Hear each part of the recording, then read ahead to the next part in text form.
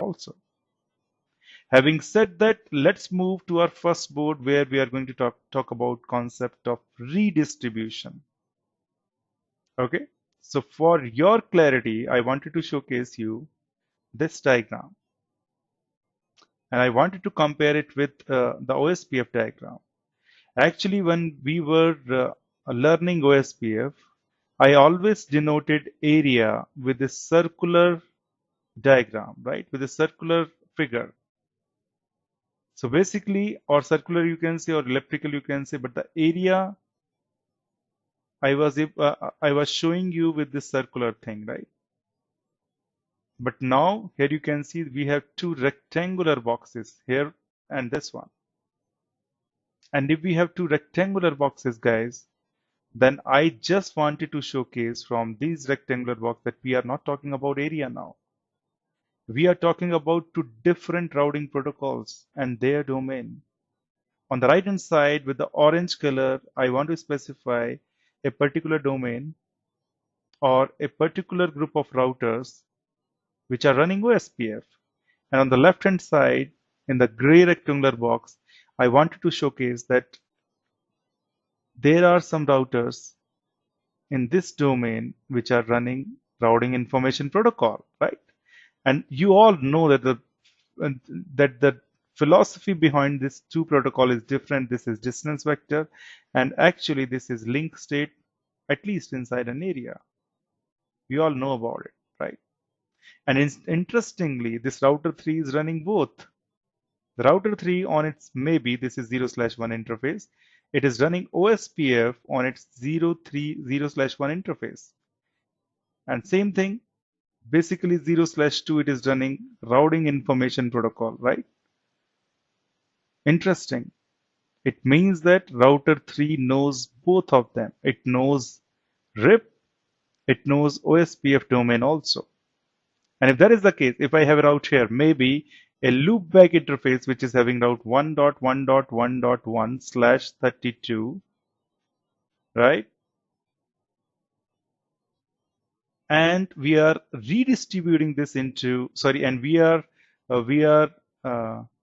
advertising this 1.1.1./32 into RIP.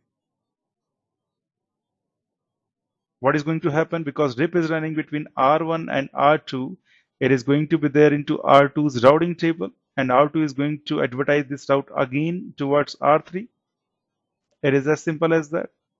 So if I talk about router R3's routing table, then you are going to see a route there which is going to say that it is learned from a RIP protocol. The route is 1.1.1.1/32. It is learned via R2. We are talking about R3, guys. So it has learned this route from R2. So R2 is going to be the next hop. And then basically we write the administrative distance, which is 120, and then we write the cost. And the cost here is going to be 2. Why 2? Because RIP uses number of hops. And we can see between these two routers, between this route 1.1.1.1 and router R3, there are 2 hops, R2 and R1. It is as simple as that. Interesting, right? But this is a RIP route. This is a RIP route. What is going to happen here? We all know about OSPF domain. We have done almost PhD on it, right? Maybe there are different areas. Maybe this is inside the same area. And if that is the case, if we are talking about R5, and if we have a loopback interface on 5.5, which is having IP address 5.5.5.5/32, we are going to see this route into routing table of R3 because R5 is going to advertise the LSAs to R4. R4 is going to advertise the LSA to R3. Once picture is complete, once the database is complete, R3 is going to calculate the shortest path from itself to R5 5.5.5.5/32. And once it's done with that, it is going to install the route which is OSPF 5.5.5.5/32 via R4 And in this case, it is going to write down the administrative distance of OSPF, which is 110. And it is going to say, write down the cost also.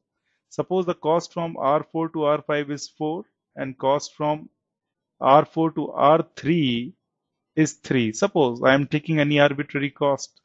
So you can understand this is going to be 7 in this case. I could have chosen 2 also, 1 and 1, but I do not want to make you confuse here. I do not want to confuse you, you can say. And that is why the cost here in the RIP was actually the hop counts, and the cost here in the OSPF is actually your cost. Or the proper word is the metric, right? The metric in case of routing information protocol is hop. The metric in case of OSPF is cost. As simple as that. And we take the decision for the best path on the basis of this metric value. But the point of discussion is not this. The point of discussion is what if this router R5 needs to know about 1.1.1.1/32 also? If that is the case, then it means you need to install this RIP route into OSPF domain. Or in other words, we can say that you need to distribute this route into OSPF. And basically, who is going to redistribute this route into OSPF domain? The router who understands both. The router who understands RIP and the router who understands OSPF also. And in this topology, you can see that router is router number R3. Because on its right hand side, OSPF is running, on its left hand side, RIP is running. And if OSPF wants a particular route from RIP domain, it is the responsibility of R3 to advertise it into OSPF. But how it can do that, right? On its own, it is not going to be installed in the OSPF domain, because OSPF domain is going to showcase you OSPF route.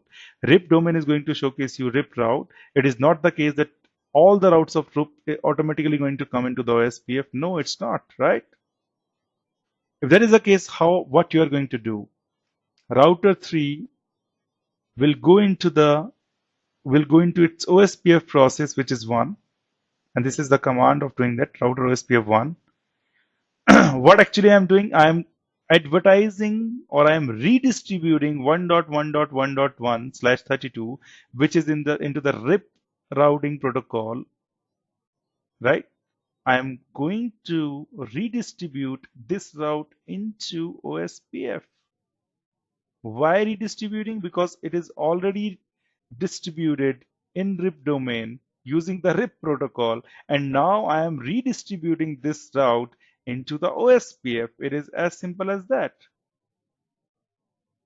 The command is very simple. Whatever I am saying, you just need to write it down. Router OSPF 1, it means that I am going into the OSPF process of router 3, which is 1, and I am saying, I am informing the OSPF process 1 that please redistribute RIP routes.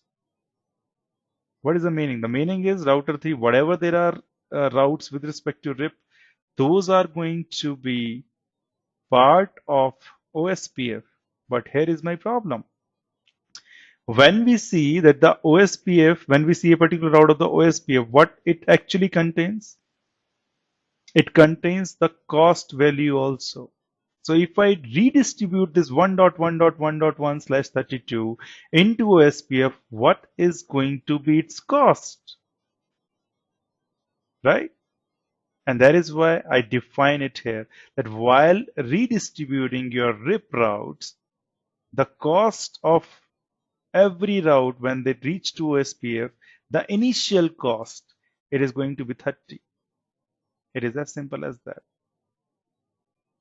What does it mean? When it was advertised, when you calculate the total cost of this 1.1.1.1 route, which is now learned in OSPF, Now, guys, I understand the R3 1.1.1.1/32 belong to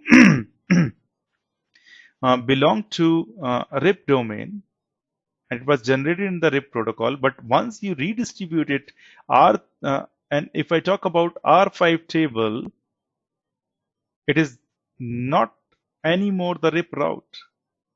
It is going to be OSPF route 1.1.1.1/32 via this router. Obviously, R4 is in the middle, so it is learned via this router.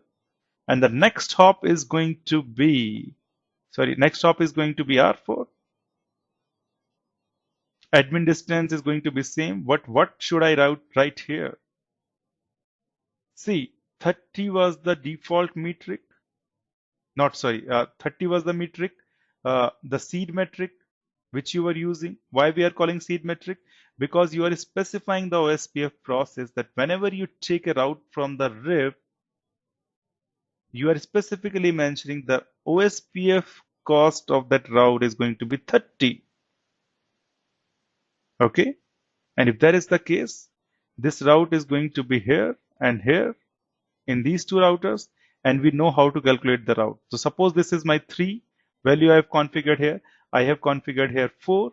And if I try to reach 1.1.1, 30 was the one when it reaches to SPF domain. 30 plus 3 is equal to 33. And then basically here it is 4. So 33 plus 4, it is going to be 37, because you already know from R5 to R3 it is already 7. And if you add 30, which is the initial metric or the seed metric, you are going to get this number, which is 37. It is as simple as that. So you are going to write 37 here, which is the metric of this route at R5. It is as simple as that. But I have seen most of the people get very confused about this word subnets. And if that is the case, we need to understand it, right?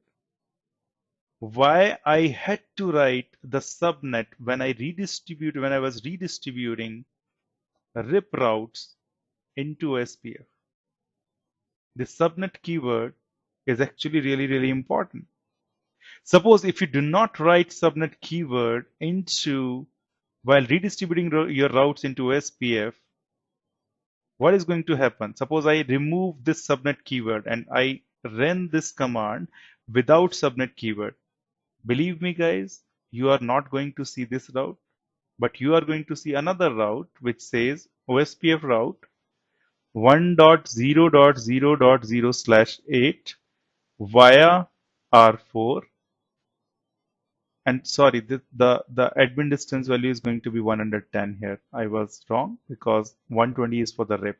Okay, so do not get confused with it, because now this route is OSPF route, and we are talking about now if I don't write the subnet keyword, this route will not be there in the routing table. On the contrary, the route which is going to be in the routing table is this OSPF 1.0.0.0/8 via R4. Of course, the admin value is going to be 110 and this value is going to be 37. But why? Because we were advertising 1.1.1.1/32. Why OSPF has done this? If I do not write subnet, it is changed to 1.0.0.0. Believe me, if you are advertising here, suppose R2 is also having one loopback, which is 1.1.1.2/32. You are not going to even see this route. You are only going to see this route because these two routes comes under this range. Which range? 1.1.1.1/32, 1.1.1.2/32. These two routes are part of this because these two are just the host routes, right? Which are included in 1.0.0.0. And if you do some math regarding 1.0.0.0/8, it is having only 8 network numbers, 8 network bits, which is represented by this 1. And all other bits are representing the host bit. And it means that how many hosts are going to be there? 2 to the power 24. It's a huge network, right? It's a huge network of 2 to the power 24 hosts. And if that is the case, then why we are advertising only 1.0.0.0 slash 8? And the answer is with respect to your understanding of classes of IP address. If I talk about that, there are three classes: class A, class B, and class C of IP addresses. In class A, we are actually having the IP address from 0 to 127, whose first octet is 0, right, to 127. Those are going to be part of class A. If I talk about class B, it is from 128 to 191. Class C is going to be 192 to 223, because you know that from 224 your multicast range starts. You knew about it. So here we have the classes A, B, C. And if you see the IP address 1.1.1.1 is actually or 1/32. If it is beginning with 1, number 1, that it belongs to class A. And guys, believe me, class A network is, sorry, the class A subnet mask is /8, class B subnet mask is /16, and class C subnet mask is /24.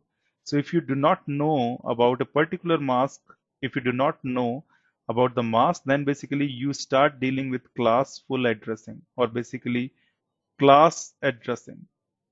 In the class addressing, if you see any IP address from or class full addressing, if you any IP address from 0 to 127, maybe 10.10.10.10, it is lying in this range, so it is a class A address. And if you do not know about the mask of it, then you say the mask is 8. It is as simple as that, right? So what OSPF is doing, if you do not write the subnets, it is not going to advertise the subnetwork of that class which you are redistributing. What is the meaning of it? You are redistributing 1.1.1.1/32. It is a part of 1.1. Sorry, it is a part of class A. And if I write down the complete network, it is going to be 1.0.0.0/8. It is the part of this network. So I am saying, and if it is a part of this network, then basically this is the subnetwork of this network. This one, this is the bigger network, and this is the subnetwork. Although there can be many subnetwork of 1.0.0.0, but if you do not write it, OSPF is not going to advertise the subnets. And that is the reason, if you just eliminated the subnet keyword from here, it is not going to advertise the subnetwork of this network, of this class A network. It is going to advertise only the class A network, which is 1.0.0.0, which says it subnet number is 8. And that is why you are going to see this. But of course, if you want to advertise everything, if you want to advertise all the subnetwork belonging to this category of the IP address, you have to write subnets. This is the why behind subnets, right? If you got it, that is absolutely amazing. If not, that is not a problem. Just have a look at the video again and you will get the concept. But I believe it's not that difficult at all. But what we have learned here is there are many scenarios in which you see that you need to redistribute route of a particular routing protocol into another routing protocol, and the process is known as redistribution. It is as simple as that.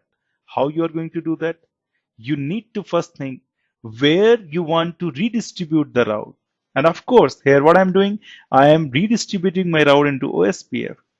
It means that I need to tell OSPF process that Mr. OSPF, you need to redistribute routes or some of the routes from RIP domain. And that is the command for that. You are specifically saying, Mr. OSPF, redistribute route of a RIP, and the metric should be this one, and the subnetwork, you should also advertise the subnetworks, right? What is going to happen if you do not write this metric also? If you do not write this metric also, then OSPF takes a default value.